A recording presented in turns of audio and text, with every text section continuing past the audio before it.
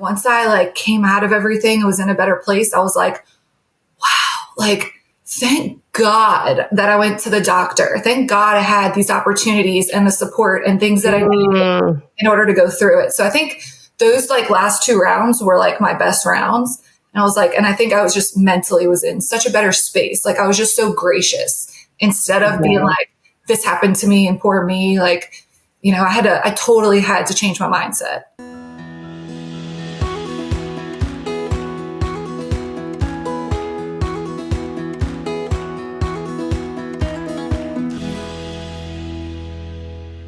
I am really excited to welcome our next guest. She is an avid listener of the podcast and just, I think, a really true fan. And I'm so grateful for that. And she had reached out to me on Instagram to share her love for the podcast and her story. And I've had the honor to have 2 amazing conversations with Emily so far. And she is on here to share her story. I know it quite well, but I'm going to talk to you as if I don't know it because I think it is inspirational. I think it is so important to continue to cultivate conversations that normalize different paths to motherhood. And I am grateful, honored, and excited that you're here.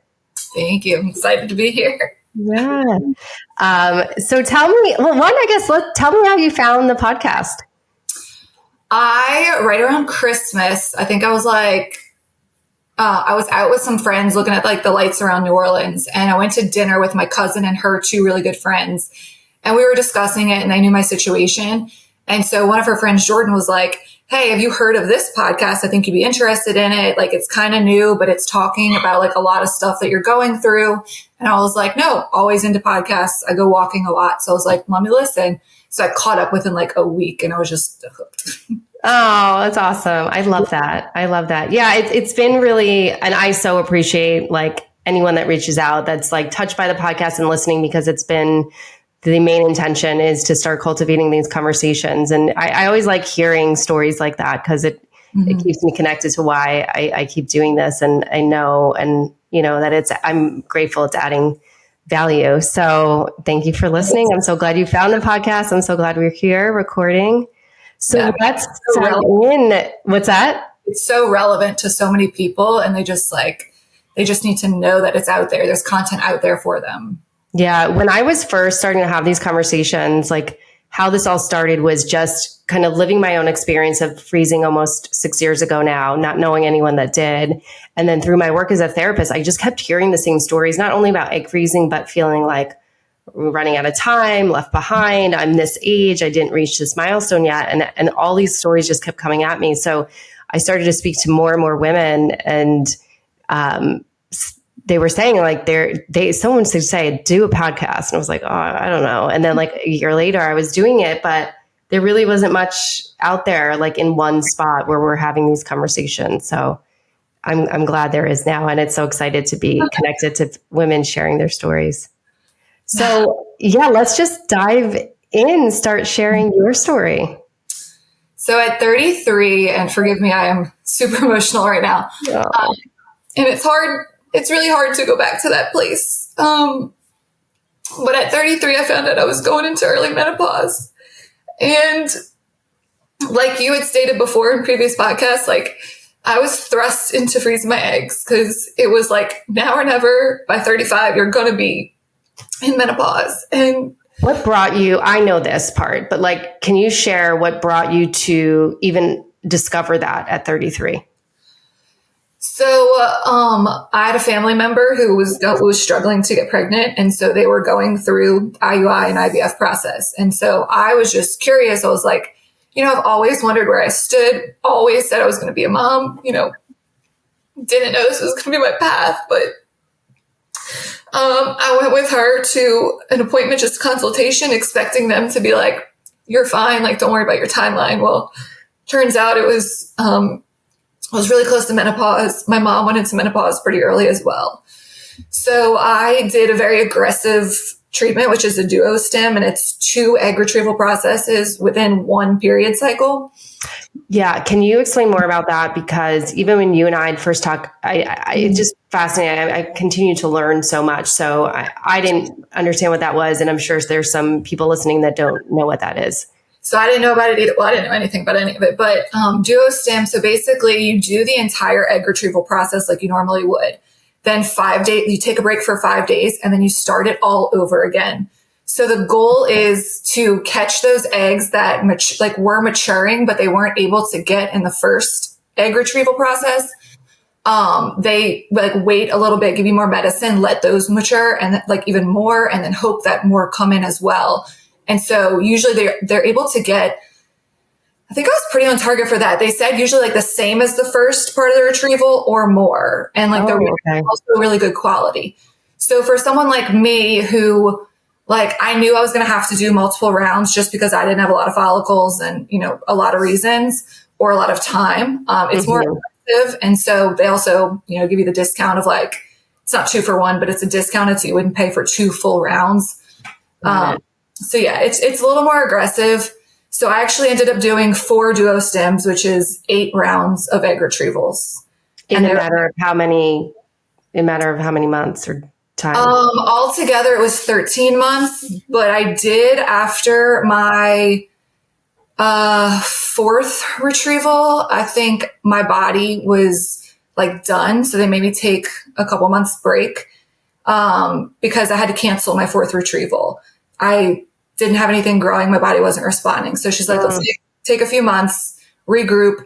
And then it was around a time where my nephew was being born. And I went into severe depression. Yeah. And so she was she did too. I had a retrieval 3 days after he was born. I had a retrieval on my other nephew's. I know you shared this party. Yeah. And that's the thing about going through these experiences, life doesn't stop. So life is still happening to us, around us. We still have to be at our jobs while doing retrievals. Mm-hmm. And I think that is so important to talk about because that is so stressful and taxing. Mm-hmm. We're trying to navigate this really big process and undertaking while trying to maintain our life. We've had many guests on here have similar experience where they have their egg retrieval and then they're going to a baby shower. And I think managing the emotions of all that is really challenging. Especially not being able to talk about it. Because while I have a beautiful big family, super supportive, it was just too much to be able to tell everyone what was going on. So I waited a bit to tell anyone. But so I did retrievals 5 and 6, I guess. And then after that one, I was very depressed. And she's like, you have to, get on medicine, gain some weight, really get back to being healthy before I'll do another one. And I had a goal in mind. I was like, I am not stopping until I hit this number. And so after my 7th retrieval, which was probably 5 months later, I hit my goal. And that was my goal of just eggs. And she wanted me to do embryos, but I was like, I'm not at a point right now to do embryos. I was processing just the eggs first. Yeah. But then after my 7th one, I was already committed to the 8th because it was the duostim. I was like, you know what? Let's make embryos. Because I feel like God was like, you keep asking me for a baby, you want to be a mom. And I think I sent this to you on Instagram. It's you want a cake and God keeps sending you eggs and little ingredients to make a cake. And you're like, but I want a cake. And so I felt like that was the kind of situation I was in. So for my 8th round, I decided to make embryos and had really good results with the embryos. And so sat on those for a little bit, knew I was going to do it before I turned 35. And then last year I implanted one and it worked. And you are 5 weeks away. Yeah. About 5 weeks away from giving birth. Hopefully we have 5 weeks. Yeah, I know, right? It's always you want it to come, but you still want the time. Yeah. I've enjoyed every second of it. It's been incredible. I love what you said. And you did send that to me. And I think that's a lot of what we talk about. I know that's a lot of what we talk about here is just the vision we have or the story we've told ourselves about how these things are going to happen often don't match up to exactly how it happens. And it is God or universe, putting it all in front of us and us being able to open our eyes and recognize it's just a different vision. It's just a different way of it happening and sort of taking that in and being open to that. Yeah. Cause when I started it, it was I have to freeze my eggs. I didn't look at it as this is a privilege. I'm so wow, what a blessing I have to be able to do this in multiple different ways. And then finally, that last like 7th and 8th round, like once I like came out of everything, I was in a better place. I was like, wow, like thank God that I went to the doctor. Thank God I had these opportunities and the support and things that I needed in order to go through it. So I think those like last 2 rounds were like my best rounds. And I was like, and I think I was just mentally was in such a better space. Like I was just so gracious instead of being like, this happened to me and poor me. Like, you know, I totally had to change my mindset. But isn't that, yeah. And we were talking a little bit before we started recording, and I want to get to some of that too. Just all these other things we can do for ourselves to set ourselves up for success in these processes, whether it's, you know, IVF or egg freezing. And the mental emotional piece is so integral and so important. And you validate that by like the experience you had in the first handful of rounds versus the last 2 rounds. Yeah. It's so, you know, everybody's journey is so unique and different. And there's so many women that freeze and feel empowered. And there's so many women that freeze and feel like that I have to. And I'm in the same boat as you, where at 37, kind of being unsure, like Rob and I being unsure of like whether or not we would have children together. It felt like an I have to. And just the difference of like I have to versus like it is a privilege, or feeling grateful. Like you said, like you went to the doctor, you figured this out in time. Yeah. Was there anything that helped you? Because I think that's important and probably hopefully helpful to other people listening. Like what helped you shift for those last couple of rounds? I think I knew that was like close to the end. I was on depression medicine, so I think that helped a lot. I had kind of, in the beginning, I was still like trying to live my normal life, like, which included like going out with friends and drinking and, you know, just like not being as healthy as I could be. And then I started doing like acupuncture and I started going to therapy and, just changing a lot of different things, like my diet and stuff, that I think was just like, you know, these are the last 2 times. And I think like my healthiest round was my last round, which created this baby. So, yeah. I just want to highlight that so much, because even everything that I'm going through, and we were talking about offline, like the importance of all those supplemental supportive resources, acupuncture, therapy, nutrition are so hugely important. And I'm so glad that you, and I know you are too, because you have this beautiful baby on the way, that you found those resources for yourself. And it sounds like it made all the difference. Yeah. I mean, lots of blogs, lots of researching.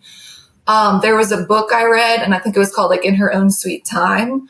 And that was just like a bunch of different women's stories, like whether they chose to do it or not. And there was just multiple different resources, Facebook groups I'm in too. So I could go post in there, even anonymously, and just like ask for support or advice. And that's amazing. The doctor, like I'd ask her some questions. I was like, hey, I heard this tea is good. Or like, should I be taking these pills? And she'd be like, I can't give you advice on that.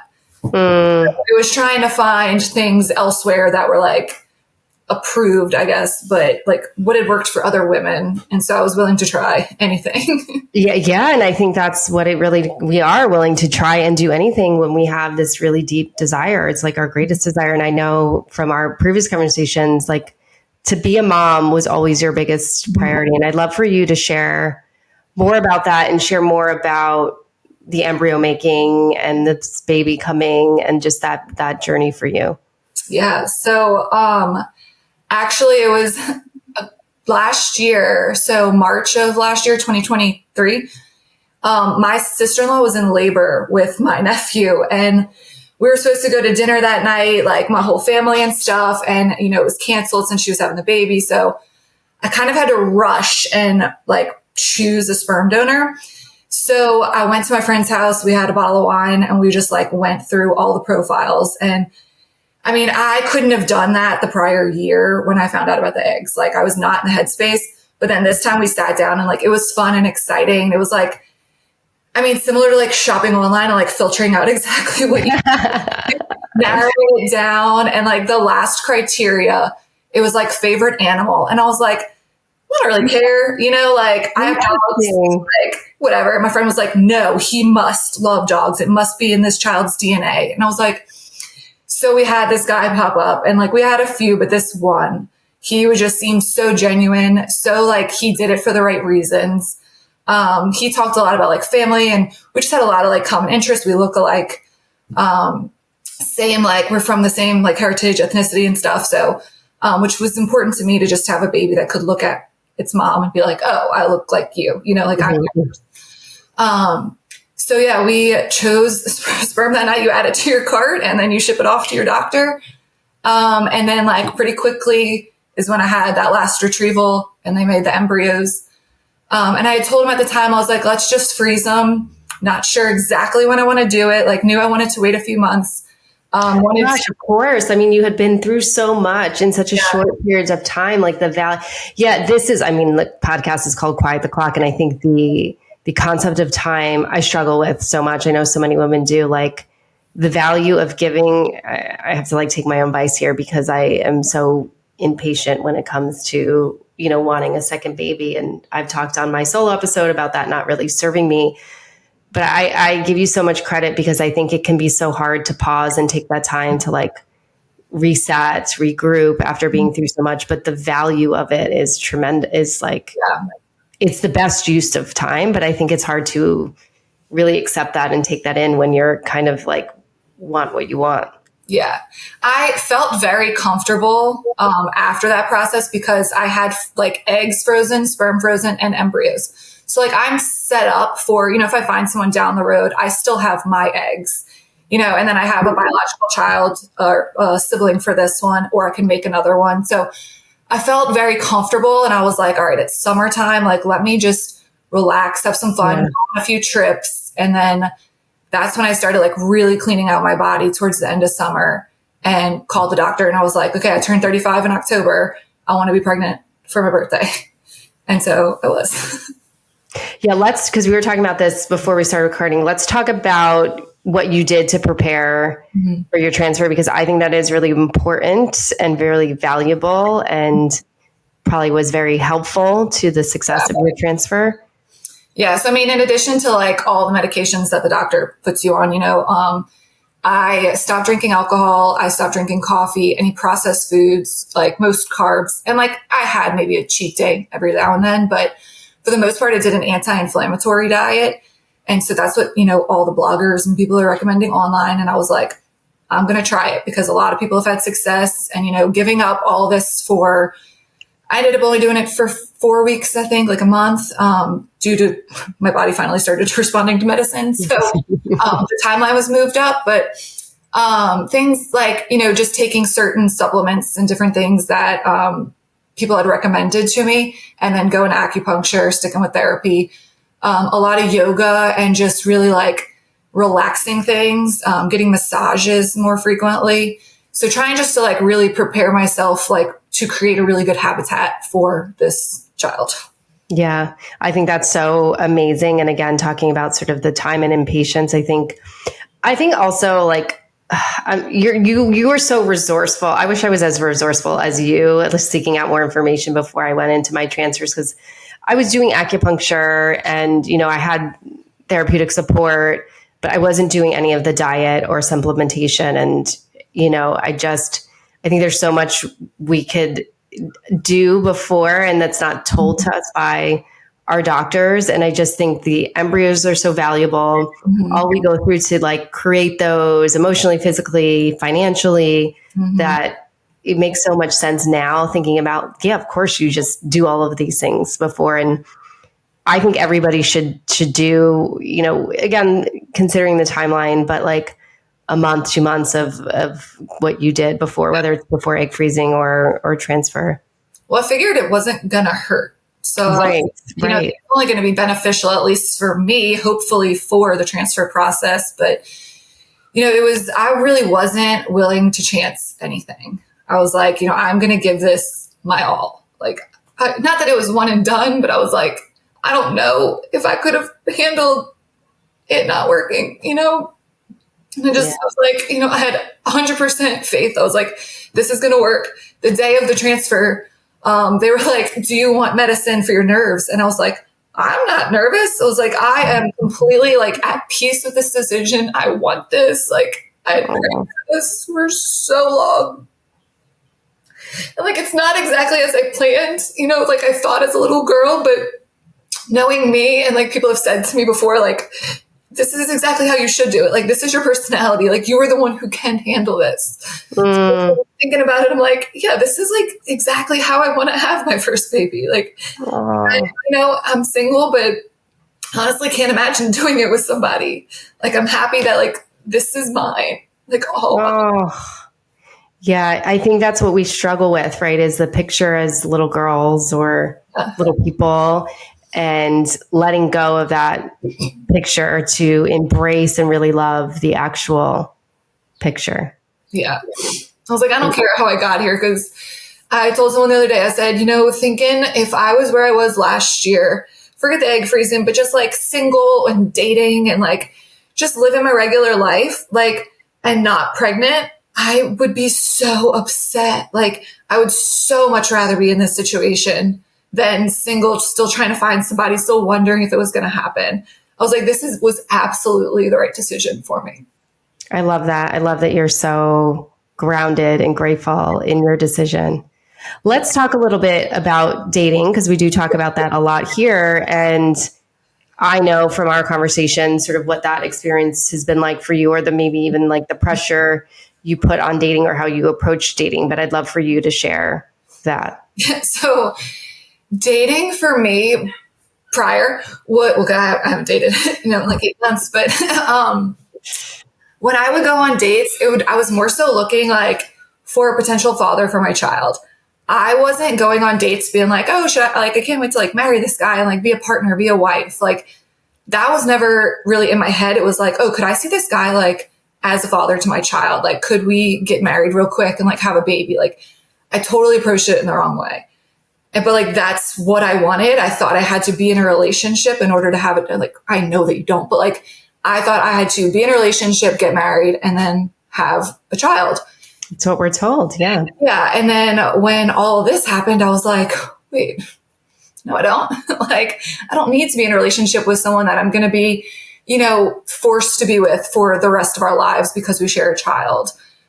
Which like, obviously I would try to make it work, but I'm glad that I'm not like forcing anything with somebody and like their family too, you know, and having to share this child with someone, share holidays and things. It was like, you know, once it like hit me, I was just like, I'm doing it alone because I'm not dating for the right outcome. I definitely wasn't being like, I want to be a wife, like maybe one day, but that was not a priority for me. Yeah. You wanted to be a mother. Yeah. I think the pressure does inform how we show up in dating. I've seen it, you know, in my work with my clients that are single and dating. Like, definitely, I was in a relationship feeling the pressure, so it's a little bit different. But taking the pressure off allowed me to meet Rob, because I was like, I was feeling that angst at 34, like everyone else is married, everybody else is having children, I haven't met anybody yet.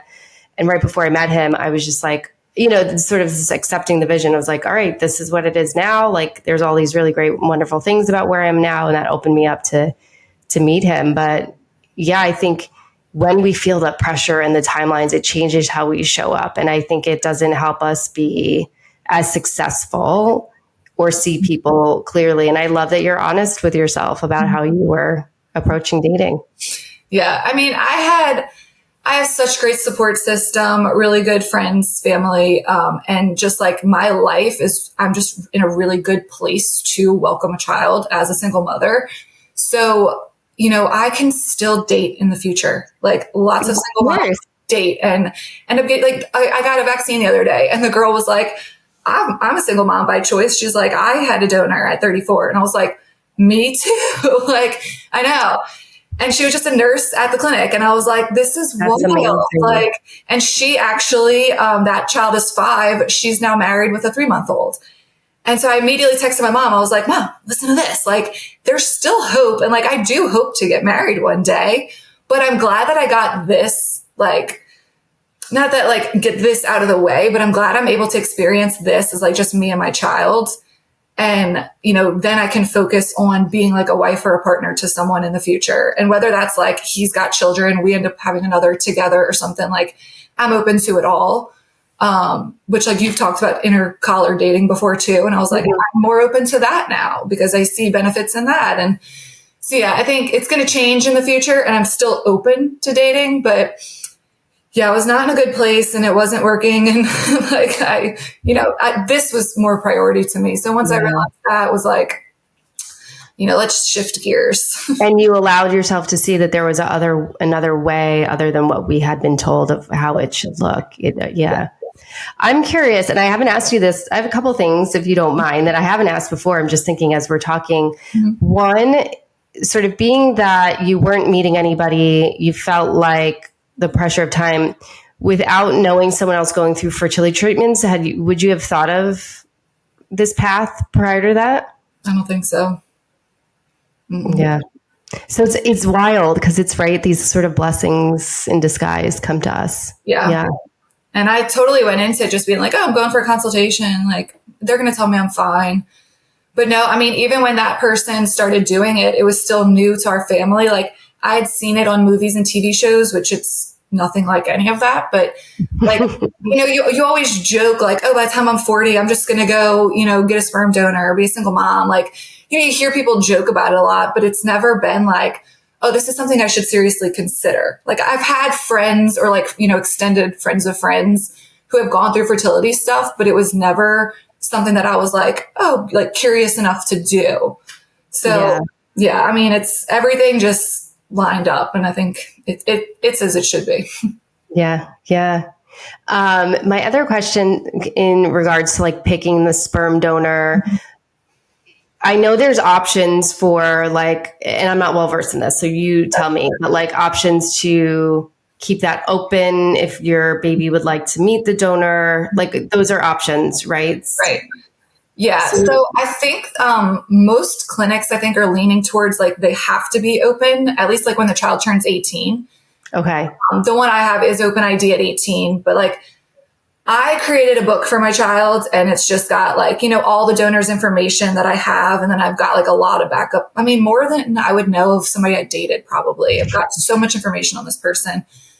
So I created a book saying like, this is how you were born and like, this is how, you came to be.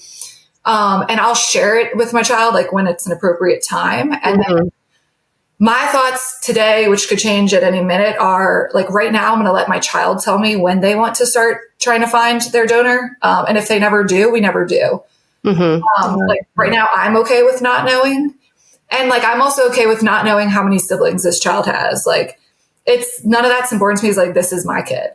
Yeah. So if they are interested and want to learn more, that's my child. Like you can, and I will help you. Yeah. But I mean, for the most part, like I've bought a bunch of books from, some of them from Single Moms by Choice and some of them just from other women about like different types of families. And a lot of them talk about how women go to the doctor and the doctor helps mom create a baby. And, so I'll read these to my child, throughout its life. So it'll always know, this is how I was born and like, they'll know the process and stuff. And then, at age appropriate times, we'll have more discussions, but. I love that. I think that's beautiful. That's so beautiful. Like you're already a great mom. Thank you. Really, truly. So thinking about your experience, thinking about, the person that was going through IVF, all new to your family, what was this like for your family or friends to take in? What were some of the questions that you got? Was there judgments? Like what kind of came up or what did people say to you about this choice? Most, like 99% of the reactions have been like, I'm so proud of you. And like that, when people said that, I was like, gosh, I'm so hormonal right now. But most people were so just like, good for you. That's so empowering. Like you've always wanted it. A lot of people were like, it's going to be hard. And I was like, well, wasn't it hard with you and your husband when you had a kid too? Like, so I was like, I'm obviously it's going to be hard. Let's take that out of the situation. But your point, it is hard. It's hard, period. Yeah. Like being a parent is going to be hard. Making these decisions is hard, but there's so many benefits that I like have also as a single mom. So most people, I think, prioritize like my happiness and wanting to do this way above any kind of negative thoughts that they have. I kept it a secret. I didn't tell many people that I made embryos. There was a very handful.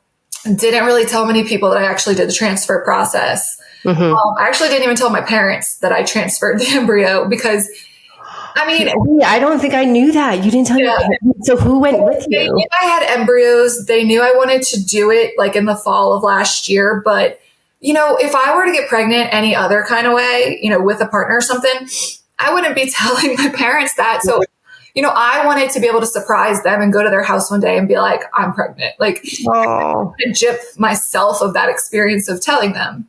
Yeah. So I had a friend come with me. And I did it. And then there was only like a couple people that knew.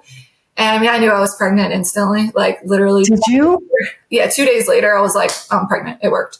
I got chills. I got butterflies in my stomach. And I was like, it attached. It is here. I'm pregnant. The next day, my boobs were sore. And like, I had to like wait to take the test, but I took one before I went because I was like, I know. Oh, you did. Yeah. I know. It's hard to I always grappled with taking the test before finding out. Yeah. The waiting is tough, but that is amazing that 2 days after you really intuitively knew. Yeah. That you were pregnant. I felt it. And people always say like, and I was like, I don't even know. No, I knew. Like I absolutely knew. But yeah, so I kept it. I didn't tell my family for the whole first trimester. Only a handful of people that like had to know knew. And then after the first trimester, I started telling people. And then I didn't post it on social media for I think I was like 6 months pregnant. And the amount of responses I got from people that I like don't even talk to on a regular basis or anything. Like I screenshot them all, put them in a folder. When I'm feeling a little down, I go read them. And what were some of the responses? Most people just saying like, you're going to be a great mom, which, people having faith in you. It's like, this is the biggest job I'll ever have. And so many of these people supporting me and saying like, you did what's right for you. This is great. And you're going to be great at this role. Like the confidence that they have in me, like I know, but that I've like shown other people and like, they're seeing it, like seeing how badly I want this. Like it's, gosh, I have so many hormones raging through me, but no, but it's emotional. And it's like everything you did to be here already is a testament to the type of mother you're going to be. And even the way you're talking about future conversations. I know you don't know what you're having, but I just wanted to say son there. I don't know. Yeah. If I do have a son, we'll have the same name. I know. Isn't that crazy? It's so wild. Meant to be connected. Yeah. But I just, it's the way what you've been through to be here and just the way the desire like comes through tremendously. And even hearing you today, it is so aligned and such the right decision. It is. And I've never doubted it. I get nervous sometimes, but then like, talk to people that are like, so was I, like I'm married, but yeah, overall support has been like more tremendous than I ever could have thought. Like it's overwhelming with the amount of people who reach out and even just like check on me and like, have told me their stories now too, or have gone to the doctor and have gotten checked on their own. Like 2 of my best friends ended up freezing their eggs because I told them my story. And there's a lot of women that I didn't even know went through this process or reaching out and telling me. So I was like, I've created this really nice community.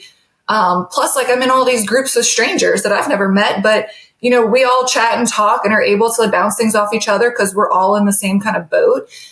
So I never expected any of this. I kind of was going into this like, well, if nobody supports me, like I know I've got enough love and support for this child, but oh, of course. Yeah, 100%. Yeah, you have that and all this other support.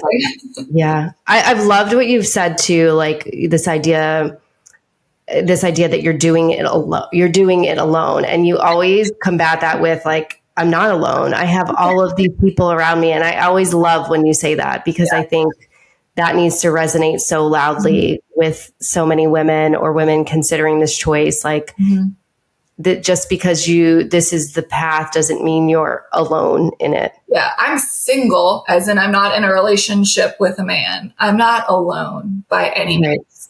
Like I've already talked to family members who are going to be like my people who, if I need help, like they're my 5 people who I will call, and hopefully one of them is available to come help. But like, we've already had these conversations of like, I'm struggling today, or can you just come sleep at my house tonight with me?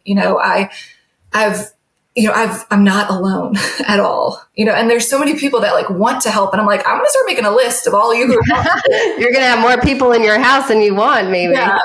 I mean, very likely seeing how my nephews came into the world and like how my family really rallied around my brothers and their wives and the kids. Like, I'm receiving a lot of the same support, and it's just been incredible. Like mainly what people have said, what they've shown through their actions too, but just random texts I'll get, like thinking about you today, or, can I come with you to the doctor? Yeah. I love that. Like, I just love that so much. And I love hearing too, just the power of sharing. Obviously I'm doing a podcast where we're sharing all these stories, and it can be really vulnerable, but it resonates so deeply with so many women and people. And it's so helpful to hear like you're not alone. Other people, this has been other people's journey, or other people are in the same boat. And, we don't have to like suffer in silence. There's a community of people that will rally around you.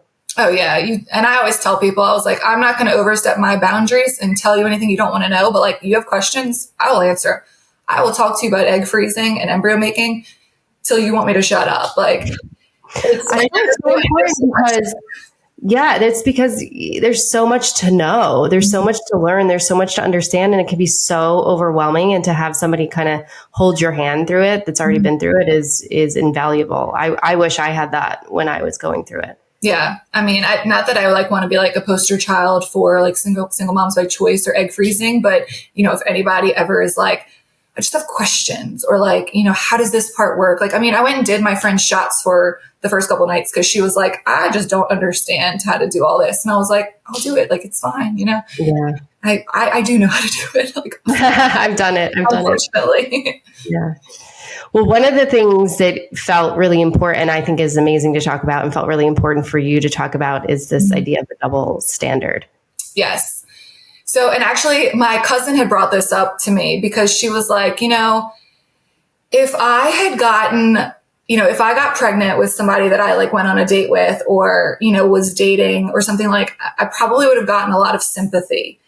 But because I did it by choice, with creating an embryo with donor sperm, I've gotten things like, well, why didn't you just adopt?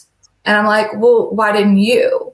Like, I actually adopted sperm that I now get to have the privilege of carrying and being biologically related to my child, because being pregnant was very important to me. I'm not against adopting, but I'm like, you're a married couple, so it's like okay for you to have a child biologically, but because I'm single, I should adopt. So I found that a lot. And then I've also like men who are single dads by choice, like, for example, Andy Cohen and Anderson Cooper, praised for their decision to have children on their own with, I'm pretty sure they had donors. I don't think they adopted, but even if they did, like they were just, people just, are so supportive of them. But yeah, they're celebrated. Yeah. And how great, how wonderful. Yeah. Yeah. And I do agree. It is harder for men to be single dads, like, because you have to find not just an egg, but like a woman to carry the baby if you want to be biological. Like, there's a lot more steps to go through, and it sucks. It does. But like, just seeing that. And then I don't know if you watch Vanderpump Rules, but Lala Kent. I don't watch that. I don't, but I hear all the buzz about it and all the drama and all the things. So she announced earlier this year that she used a sperm donor. And then actually this week's episode on Bravo, she did like a sperm donor party and like helped choose her donor and stuff. And so it went a lot more into her story. And so like all the groups I'm in are talking about it. We're like, thank you, Jesus. Like somebody's in the public eye is discussing it more, but she's getting so much hate online for it. And people are saying, like that child needs a dad, but like nobody has told the men like that child needs a mom, and there's so many situations where like the mom or the dad might not be their best choice to like be in the child's life. I know I would have been like forcing a relationship trying to do that. And, there would have been a lot of struggles with it. So, Yeah. And there's a lot of consequences to children growing up like that. Yeah. And having to share my child for holidays, like Lala she has a child with her ex. And so she already knows what that's like. And that's why she wanted to have one by herself. Cause she's like, this one is mine. Like, I don't have to share this child with anyone or like compromise with anyone. And like, I get it. That's part of my personality too, which I think led me here. But it's such a double standard of men are praised for it. And women are told like, well, why didn't you try this? Why didn't you try that? Like, why don't you just love your nephews instead? It's like, because just like you got married and had a child, like I can still have a child. Yeah, it's really unfortunate. And hopefully we're moving in a better direction. And hopefully by sharing these stories that we can normalize this choice a little bit more. But it is really unfortunate and unfair that this double standard exists. And just because we don't meet a partner or find a partner in time doesn't mean that we should give up our dream to be a mother. And the reality of it is like men have a lot more time than we do. Mm-hmm. Their biological clock, if they even adhere to that or get stressed by that or are pressured by that, it's very different. But also comes into play like my age, like, 30, 35 women are definitely like looking at their fertility more. But I also I wanted to be able to be young enough to like play with my child and experience my child, like get on the ground and do things with my child. And also for like my parents who are in their 70s to be able to play with their grandchild. Like I remember all my grandparents and I want my kid to know my parents. Like I see them with my nephews. I can't wait to see them with this child. Like, oh my gosh, this baby's it's already so loved. They have like a new purpose of life is these grandchildren. And they've been so supportive. And, I wanted to do this like for both of us, like my parents and for me and for my child to know all of us and to experience us and to have those memories because I loved it as a child. And, just people get older, things happen. And, I didn't want to be, too old to where like I can't go to the playground with my kid or, just like physically things get harder as you get older. And so, I think the same as what you did to prepare to bring this baby here. Like there's ways to keep ourselves young and this baby will certainly keep you young. But I hear that like, that's all, that is all a reality of like, we want to be in our best health. We want to be young. We want to live so long to see them hit different milestones if and when they want to. And I think that all, if it matters to you, it matters, and it's personal to you. And for people to judge that is really, if they do, or, this double standard applies, it's unfair. Yeah. It's all unfair, but so is the whole fertility process that some people can get pregnant after one try, and some people, have to try multiple times or go to doctors, and it's all. We get a lot. It's just kind of thinking about the double standard. Like, I'm kind of appalled by like some of the comments we'll get, especially on YouTube, and like a lot of it is from men.